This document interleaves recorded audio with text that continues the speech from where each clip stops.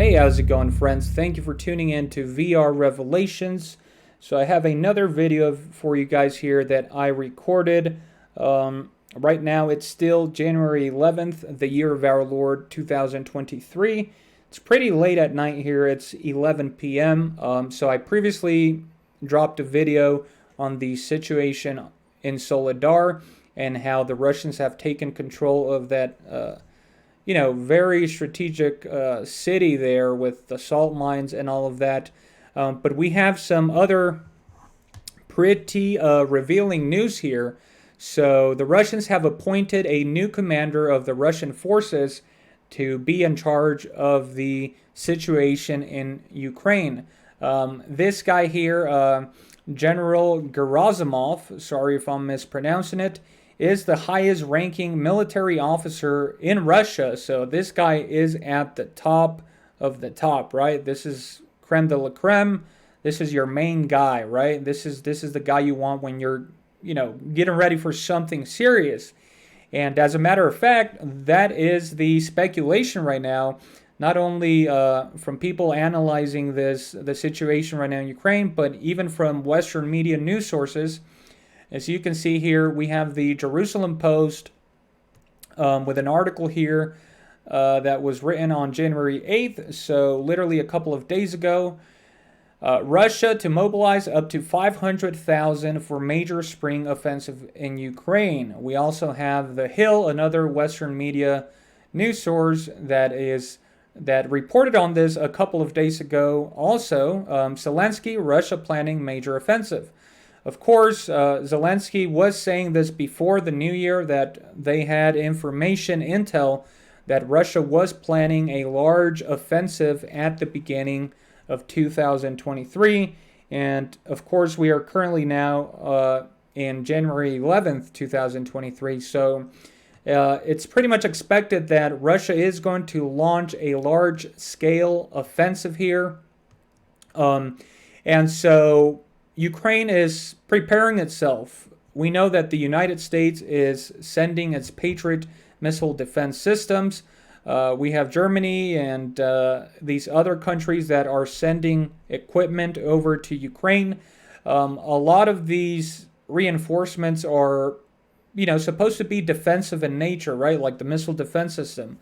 They are receiving some tanks, but all of these things are supposed to be so that Ukraine can prepare itself for this offensive, so they are going to be used in a defensive posture. I just wanted to show you those two articles there mentioning this large offensive that is being expected. Now, this change of leadership here hints at this major offensive that is being reported. And of course, we know that, the previous general in charge was this man right here, Sergi Surovikin, who of course made international news for being nicknamed General Armageddon. Well, this man is now going to be under the authority here of General Gerasimov. So the situation here is definitely becoming more complex. It looks like Russia is definitely getting ready to launch something big here. And we know that, Russia has been making advances here on the eastern side of Ukraine. As I reported in my previous video, they've now taken control of, Soledar. And with that, it seems that the collapse of Bakhmut is inevitable here. And so the Ukrainians will have no other option than to retreat to the next cities in line to make another stance there. But pretty much all this area down here, Russia is going to take control of rather quickly. And now the suspicion here is that in this large offensive, the Russians will likely make a push here from the east as they continue to do so. But the big worry here, and what the Western powers see as the worst case scenario, is that Russia will enter into Ukraine once again from the western north side here through Belarus. Now, if you remember, or if you've been following along, at the beginning of the war last year in January, Russia did enter into Ukraine through Belarus here. We know that they were in Kyiv at the capital. However, the Ukrainians did expel them from the capital there. The Russian army did seem very disorganized. There was a lot of weird videos out there of small little units entering, the cities, like right through the middle of the streets, really exposed to the Ukrainian forces. And so, the focus after that turned here to the eastern part. And I would say ever since then, they've been extremely successful. As you can see, they've literally annexed all of this territory. According to the Russians, this is all now legally Russia, right? Like on paper, they signed the papers, the declarations, and all of that. And like I reported in my last video, they took control of Soledar. It looks like Bakhmut is about to collapse, and pretty much all of this piece of land here is going to be under Russian control here. And so if they do launch this large offensive and they do launch an attack here from Belarus, this could definitely be catastrophic to the Ukrainians. Now let's go back to those two articles that are talking about this major offensive here. Let me go all the way to the end because I want you to see the prediction here. Now remember, these are pro-Western media news sources here, but it's very interesting how much importance they're putting on this large offensive that is suspected of the Russians. Now let's just read a little bit here. This is the end of the article. You can go ahead and go read the full article yourself. Right now I kind of want to focus on the change of leadership here and General Gerasimov, but I'm sort of giving you a recap of what has taken place and why this change of leadership here sort of coincides with this expected large offensive. So, the Jerusalem Post, let's take a look here. On Thursday, the U.S. announced a $3 billion defense package to Ukraine that included Bradley armor fighting vehicles. But Kirby said on Friday that the announcement of the package had nothing to do with an expected offensive. Skibitsky told The Guardian that Ukraine depended on the incoming donated munitions and gear to prepare for the offensive. Now look at this quote by this man right here. If Russia loses this time, then Putin will collapse. So he's saying that if this large offensive goes wrong, Putin will collapse. Well, what if it doesn't go wrong? Right? Is Ukraine collapsing then? That's what I think. Now let's go to the Hill. This is from a couple of days ago on January 4th. Again, it's currently January 11th. You can go read on, the article here talking about this expected large offensive. But again, let's go to the end of the article here. On Tuesday, Zelensky said he recently talked with Western leaders, including from Canada and the United Kingdom, and brought up concerns about a new offensive from Russia and more defensive spending for Ukraine. So Zelensky saying, hey, major offensive coming from the Russians. We need to prepare. We need, if you're not going to give us your best offensive weapons, at least give us your best defensive weapons because we need to withstand this major offensive. Now look at the quote here by Zelensky, right? This correlates with the quote made by Skibitsky here, right? If Russia loses this time, then Putin will collapse. And Zelensky says any attempt at their new offensive must fail. Zelensky said in his address, this will be the final defeat of the terrorist state. I thank all partners who understand this. So again, Zelensky is saying this will be their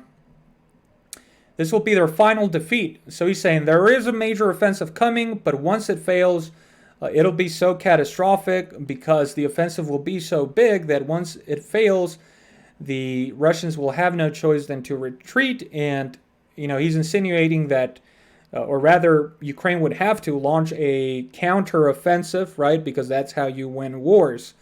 So based on these articles and on what Ukraine is saying, there is a major offensive coming here within the next couple of weeks, at the most within the next 2 months. And so now Russia has appointed their top-ranking military officer, General Valery Gerasimov. Now, this man, has been involved in other conflicts. But what is very interesting here is that he actually developed a whole military doctrine, right? A whole philosophy, a military philosophy that is actually known as the Gerasimov doctrine. So this guy is very savvy when it comes to, commanding armies. Of course, that's probably why he's the highest ranking military officer. So let's take a look at this doctrine here. The Gerasimov doctrine, named after the chief of the general staff of the Russian Armed Forces Army, General Valery Gerasimov, is a foreign policy doctrine, a military teaching, right? The doctrine redefines the modern concept of interstate conflict and puts warfare on par with political, economic, informational, humanitarian, and non-military activities. The doctrine became known after its publication in February 2013, and the subsequent actions of Russia in relation to Ukraine fully coincide with these of the doctrine. So let's go a little bit here to the history here. The appearance of the term Gerasimov doctrine was preceded by the speech by Gerasimov before the Russian Academy of Military Sciences with a report on hybrid war in February 2013 and publication of the main theses of the report in the Gerasimov article, The Value of Science in Anticipation, in the Military and Industrial Courier. This article was reprinted in the English language magazine Military Review and subsequently quoted many times in the Western press. Now, let's look at a brief recap of what the belief is here of General Gerasimov. Doctrine. The doctrine calls for a 4-to-1 ratio of non-military to military action. Gerasimov emphasizes the importance of controlling the information space. Of course, both countries do this with their propaganda.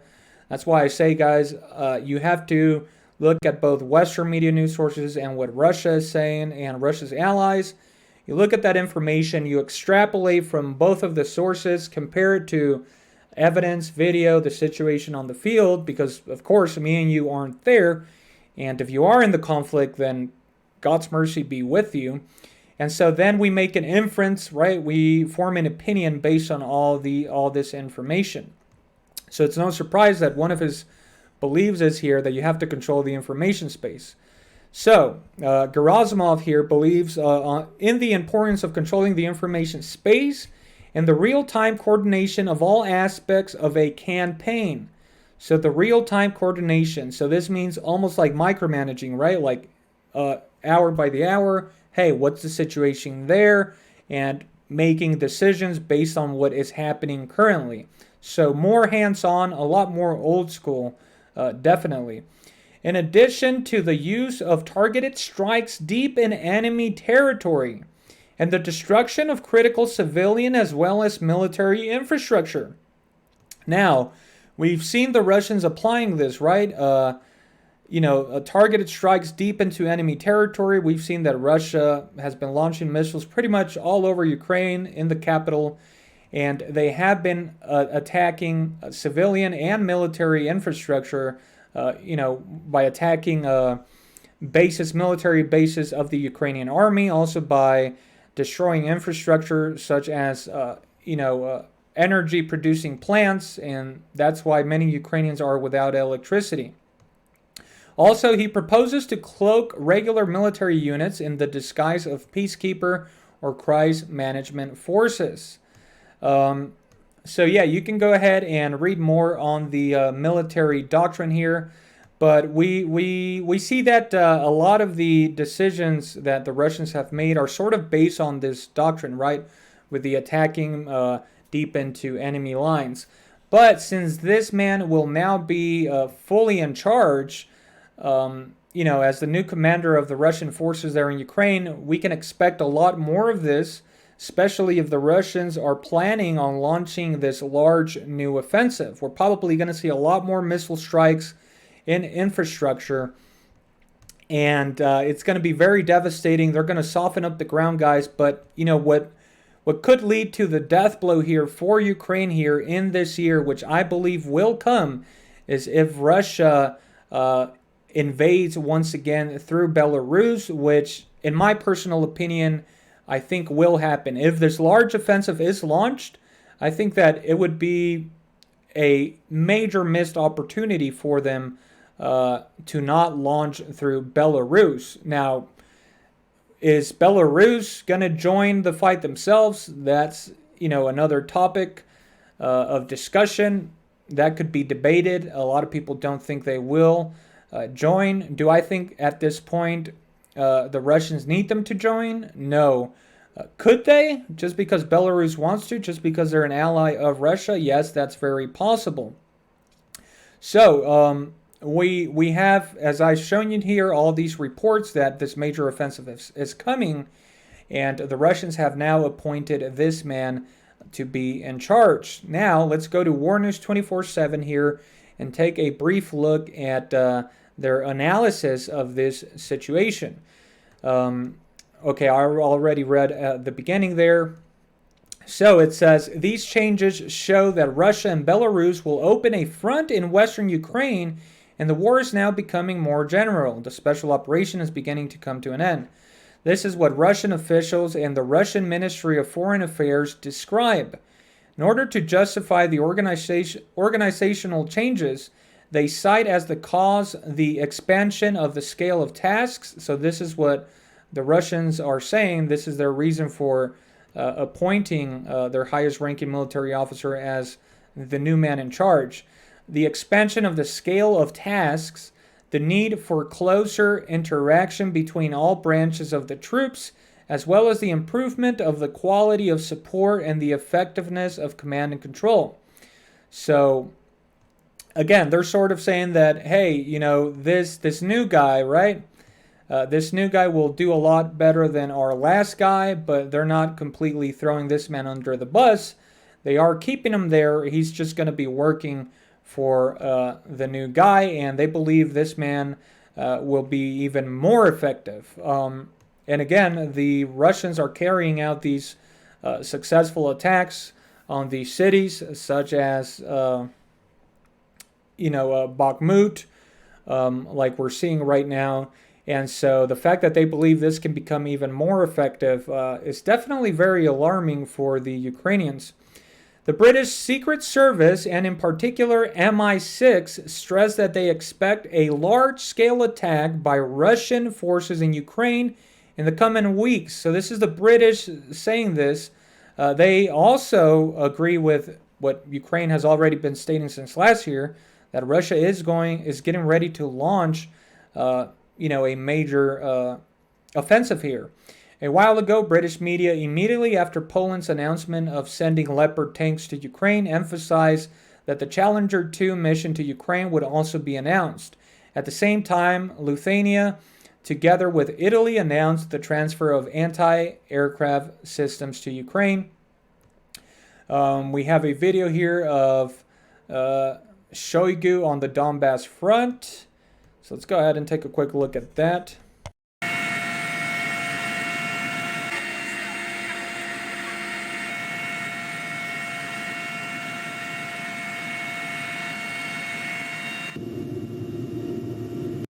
Right, so I believe that is a couple of days old, couple of weeks old, but you can see there the top Russian intelligence pretty much coordinating the war. So, the article continues here. The announcement of the Russian Ministry of Defense. The announcement of the Russian Ministry of Foreign Affairs states, on January 11, 2023, the Minister of Defense of the Russian Federation, General of the Army Sergi Shoigu, made new appointments of the special military operation. General Valery Gerasimov, Chief of the General Staff of the Armed Forces of the Russian Federation, has been appointed Commander of the Joint Group Forces. Again, so he has 3 generals under him helping him out also to carry out these commands. And again, the Russians are pretty much saying due to the increased tasks, right? So it seems that they now have more objectives. They had to bring in their best officer here. And again, this correlates with this expected large offensive. So I think they brought this guy in to say, hey, take us to victory. We're getting ready to launch this large-scale offensive. Again, there's rumors that they could be launching this large-scale offensive through Belarus, also sort of in a pincer move directed at the capital there, Kyiv. And from what I showed you, from the Jerusalem Post article in The Hill, Zelensky and these guys are saying, yes, this is a big offensive is coming, but it's going to be such a big failure that once it happens, once it fails, that's pretty much the end of Russia. So they're emphasizing that it is going to be something very big and, very decisive. But unfortunately, I think their predictions will be wrong. And I say unfortunately, guys, not because, I'm a Ukraine propagandist or Western propagandist, but unfortunately for the population in Ukraine, for the innocents that are dying on the streets. That's why I say unfortunately.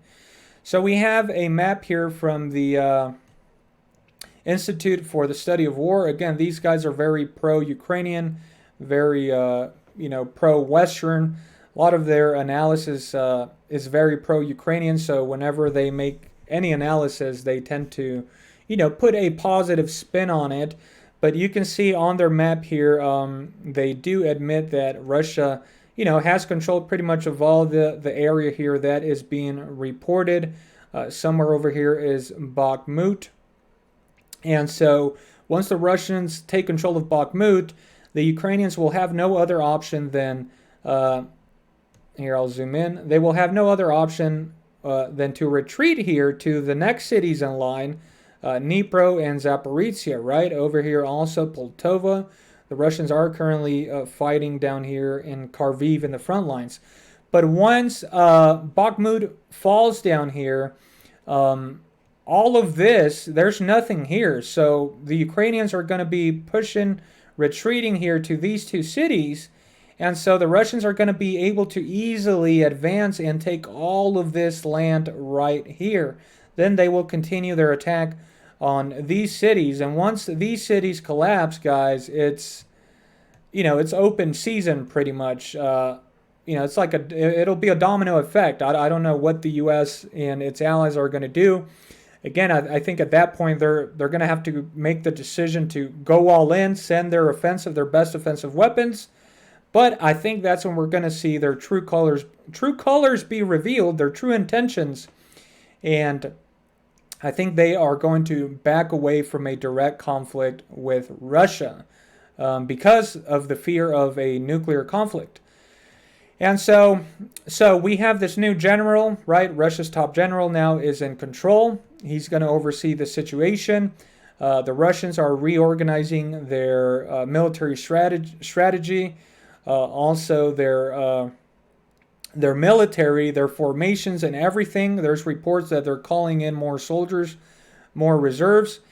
And so this major offensive here, I think, is going to happen here in the next couple of weeks, possibly in February, at latest in March. And again, if the Russians do come in through Belarus, I think they are going to take Kyiv. In the meantime, based on what we saw, here in the military doctrine of this general here, expect more devastating missile strikes, deep into Ukraine as they get ready for this large offensive. And I think this is going to be it, guys. This is going to be the year here. I think the U.S. and NATO, they're going to have to make the major decision to go all in the war. I think that they won't. At the very end, they will fail Ukraine. They will let Zelensky and his government down. This will be a national embarrassment on the national stage for the U.S. I don't think they will personally see it, as a major failure. I think they'll see it more as, them making the best out of an opportunity there to inflict damage on Russia through a people who they really have no relation to, who the Russians are closer to. right on Russia's border. But again, unfortunately for the Ukrainian innocent, the citizens, America and NATO, they won't show up to save the day. And so the Russians will take complete control. And I think Zelensky will not go down with the ship. I think he's going to flee the country. I think here in the next coming days and weeks, the pleas from Ukraine are going to grow stronger. They're going to ask the U.S. and all these other countries to, quickly send as much as they can to get ready for this offensive. I think they will continue to try to ask for offensive weapons, but I think that the United States and NATO will continue to refuse to send their best offensive weapons, which, again, what is that? What signal, what message is that sending, right? But, unfortunately, the leadership, they have a way out as soon as, things take a turn for the worse more than they already are. But again, that does seem to be the reality of the situation, or at least my analysis. Just remember, guys, the truth is stranger than fiction.